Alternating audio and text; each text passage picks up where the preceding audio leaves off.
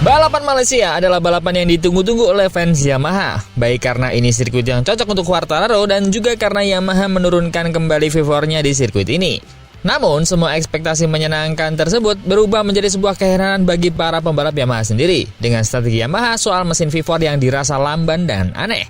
Tak hayal, hal ini membuat mereka semakin frustasi. Kemana sebetulnya arah pengembangan vivor Yamaha ini? Dan juga ada Pecco Bagnaia yang sebentar paling depan, sebentar paling buncit. Tapi di Malaysia nampak mendominasi meski dengan beberapa masalah. Sudah cocokkah dengan GP25 atau cuma beruntung saja? Dan kemana Besetti? Kita bahas.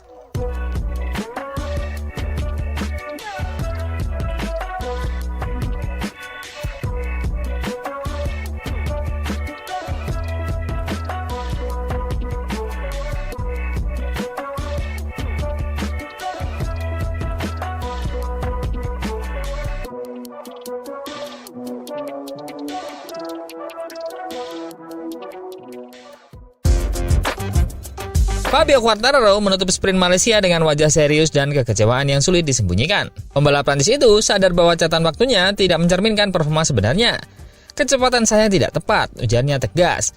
Dia mengakui bahwa motornya masih terasa tidak stabil dan sulit dikendalikan, terutama di sektor akhir lintasan. Quartararo menilai hasil hari itu menipu, karena Yamaha belum memiliki kecepatan balap yang bisa diandalkan untuk menghadapi tim-tim papan atas. Dia hanya berharap cuaca stabil agar sirkuit lebih kering, sebab jika turun hujan, situasinya bisa berubah menjadi kacau total. Masalah klasik Yamaha kembali muncul, traksi rendah dan kendali yang sulit di lintasan basah. Quartararo mengakui, M1 sangat lemah di kondisi licin, dan masalah itu sudah berlangsung berbulan-bulan tanpa solusi. Namun, dia tetap mencoba menjaga semangat kompetitifnya. Satu-satunya pilihan adalah memaksimalkan apa yang ada, ucapnya dengan nada pasrah. Di sisi lain, pembalap berjuluk El Diablo itu tidak menutupi frustasinya terhadap laju pengembangan motor Yamaha yang terasa lamban dan kehilangan arah. Bahkan ketika ditanya soal mesin vivor baru yang sedang diuji, Quartararo menjawab dengan sarkasme, "Saya lebih baik tidak bertanya. Saya bisa melihat dari wajah Augusto Fernandez." Pernyataan tersebut menggambarkan kekecewaan yang kian dalam terhadap proyek vivor Yamaha yang seharusnya menjadi penyelamat, namun justru terkesan mandek. Mesin yang digadang-gadang mampu menandingi Ducati dan Aprilia itu belum juga turun dalam versi tenaga penuh. Quartararo menyebut timnya harus segera melakukan sesuatu karena melihat pabrikan lain terus melaju sementara Yamaha seolah diam di tempat. Kami sudah tahu sirkuitnya, sudah banyak uji coba, tapi tetap kesulitan. Sulit menerima bahwa tim lain berkembang sementara kami tidak, ujarnya dengan nada getir. Dia juga sempat merenungkan sikapnya yang dulu terlalu keras dalam mengkritik Yamaha. Kini mencoba lebih seimbang, meski nyatanya belum banyak berubah. Di sisi lain, pembalap penguji Augusto Fernandez menjalani debut wildcard-nya di Sepang dengan misi utama mengembangkan motor vivor Yamaha. Namun sejak awal, dia pun mengaku bingung dengan arah pengembangan tim. Saya menduga akan sulit, tapi ternyata tidak sesulit itu. Kami bisa merasakan perbedaan besar di setiap akselerasi. Bukan hanya kecepatan puncak, tapi juga cara motor berakselerasi. Menurut Fernandez, Yamaha terlalu berhati-hati dan belum berani membuka seluruh potensi mesin. Dia menegaskan, untuk mengetahui batas kemampuan sebenarnya, tim harus berani melepas semua limiter yang masih diterapkan hingga saat ini. Kesulitan Fernandez bukan hanya pada tenaga, tapi juga pada karakter motor yang berubah drastis setiap lintasan. Di sana terasa satu hal, di Sepang benar-benar berbeda. Yamaha terlalu reaktif terhadap perubahan kecil. Biasanya, perubahan dilakukan dalam milimeter, tapi kami bergerak dalam sentimeter. Itu membuat motor terasa seperti motor yang sama sekali berbeda. Fernandez juga menyoroti bahwa geometri dan sistem elektronik M1 vivor masih belum menemukan fondasi tetap. Setiap kali satu sektor dirubah, sektor lainnya ikut terganggu. Kami benar-benar seperti memulai dari awal, tambahnya. Dia juga mengakui kurang waktu mengendarai motor sebelum balapan, sehingga adaptasinya terasa berat. Kini, baik Quartararo maupun Fernandez berada dalam situasi yang sama. Sama-sama tidak memahami arah proyek Yamaha. Mesin vivor yang diharapkan menjadi tonggak kebangkitan justru belum menunjukkan kemajuan berarti. Yamaha tampak terlalu berhati-hati dan enggan mengambil resiko, sementara pesaing sudah melangkah jauh dengan inovasi berani. Namun, Quartararo tetap mempertahankan loyalitas dan semangatnya, tapi kesabarannya jelas mulai menipis. Fernandez pun berusaha positif, tapi secara tersirat mengakui bahwa tanpa keberanian teknis dan keputusan yang tegas, Yamaha akan terus tertinggal. Jika pendekatan konservatif ini tidak segera berubah, maka bukan hanya waktu yang hilang, tapi juga kepercayaan pembalap Yamaha yang masih setia memperjuangkan warna biru Yamaha pun bisa ikut memudar. Berita kedua, ada Pecco yang menjadi pemenang nih. Beruntung doang, apa memang sudah menyatu dengan GP25 seperti Marc Marquez? Tanpa ada yang benar-benar memahami bagaimana prosesnya, Pecco Bagnaia tampil luar biasa dan mendominasi di sprint Grand Prix Malaysia. Saat di sebelumnya, situasinya jauh berbeda. Bagnaia hanya menempati posisi ke-12 di sesi latihan, hasil yang sempat menimbulkan kekhawatiran setelah 2 akhir pekan terakhir yang berjalan sulit. Namun secara mengejutkan, pembalap Ducati Lenovo itu bangkit tajam di hari Sabtu, meraih pole position dan menuntaskan sprint dengan kemenangan bersih dari start hingga finish.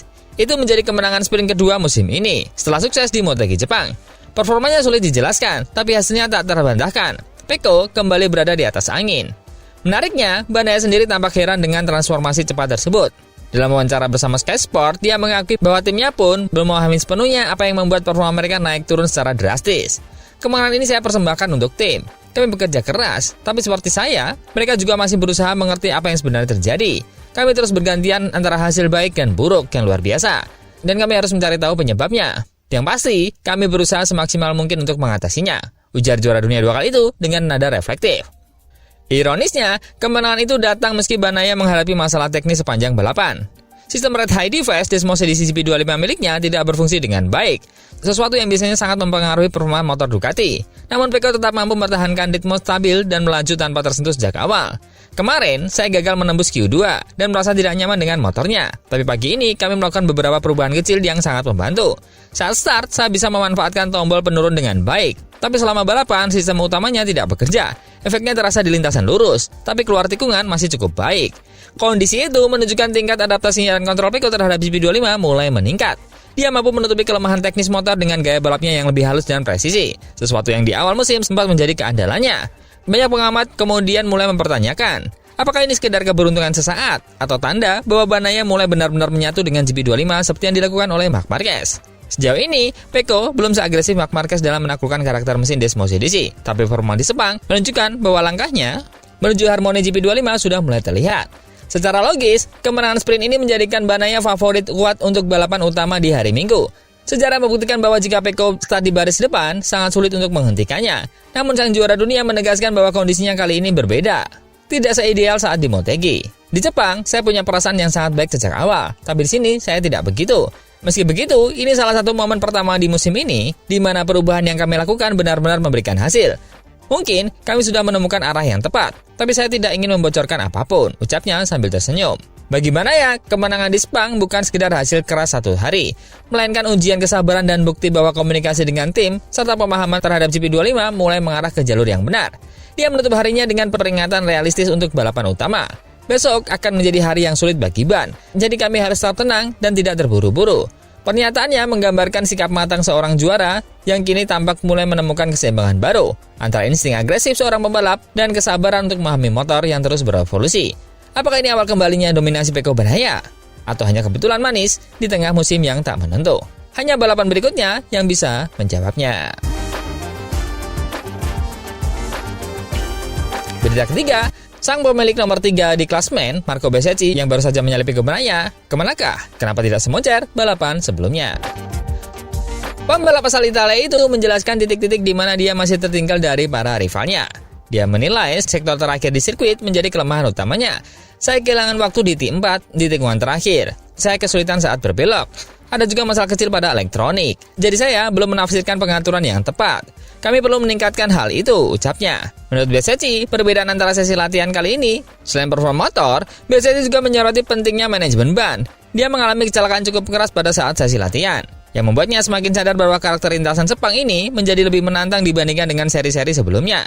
Kondisi lintasannya aneh, dan keausan ban sangat menentukan hasil balapan.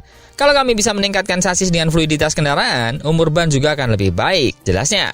Dengan suhu trek yang tinggi dan permukaan aspal yang berubah-ubah, strategi penggunaan ban diprediksi akan menjadi faktor penentu pada race day nanti. Di sisi teknis, Bezzecchi mengakui bahwa tim Aprilia telah menunjukkan kemajuan signifikan di beberapa aspek penting. Kami membuat banyak peningkatan, stabilitas saat pengereman meningkat pesat, dan traksi juga lebih baik. Motor ini sejak awal punya keunggulan di bagian elektronik, dan hari ini kami melanjutkan dengan arah pengembangan itu, jelasnya. Peningkatan tersebut membuatnya tetap percaya diri menghadapi sesi-sesi berikutnya. Meskipun saat sprint, dia tidak bisa sedominan balapan-balapan sebelumnya. Meski tampak secara tenang secara mental, kondisi fisik Bezzecchi ternyata belum sepenuhnya pulih.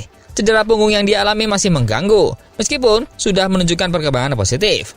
Punggung saya belum 100% sembuh, tapi sudah sedikit membaik. Untungnya, hujan membuat kami tidak terlalu banyak turun ke lintasan kemarin. Mungkin besok, saya akan minum obat pereda nyeri lagi. Dengan tekad yang kuat dan progres yang terus dijaga, Marco Bezzecchi berharap bisa memanfaatkan sesi yang tersisa di Sepang untuk membawa Aprilia kembali ke barisan depan dan menutup akhir pekan dengan hasil yang lebih baik. So, jadi memang sirkuit ini terasa tidak cocok dengan Aprilia, karena semua pembalap Aprilia memiliki masalah yang sama. Bisakah Bezzecchi bangkit di balapan utama besok? Menurut teman-teman gimana? Coba komen.